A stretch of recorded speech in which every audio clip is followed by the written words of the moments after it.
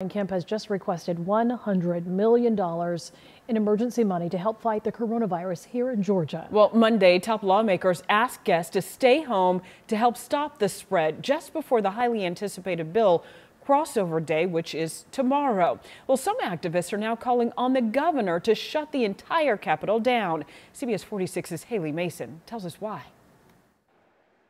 In the unusually quiet halls of the Capitol today, you'll see these signs that read, "Be courteous, do not shake hands." It's in response to the quickly spreading coronavirus. While the usual crowds are missing, these advocacy leaders with the NAACP, the New Georgia Project, and Black Voters Matter met to call on Governor Kemp to close the entire Capitol.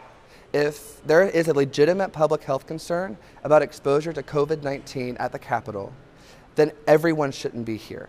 Monday, House Speaker David Ralston canceled the Teenage Page program indefinitely and prohibited all guests from the House floor in hopes of limiting the spread.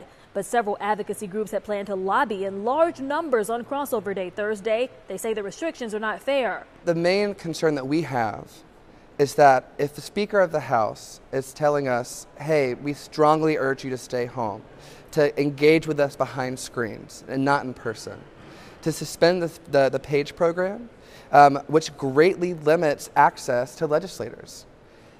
When that is happening, you're telling the public to not engage in democracy.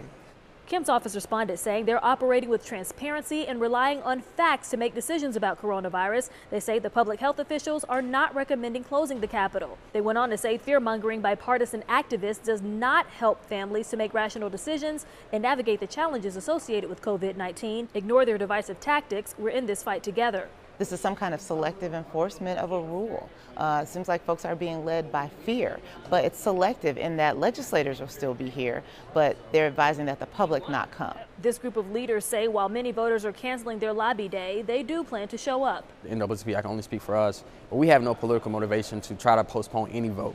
All we're simply asking is that they hear us as not just quote-unquote partisan activists. And tomorrow, crossover day is expected to be one of the longest days of the legislative session. The halls are usually packed with activists, lobbyists, and citizens.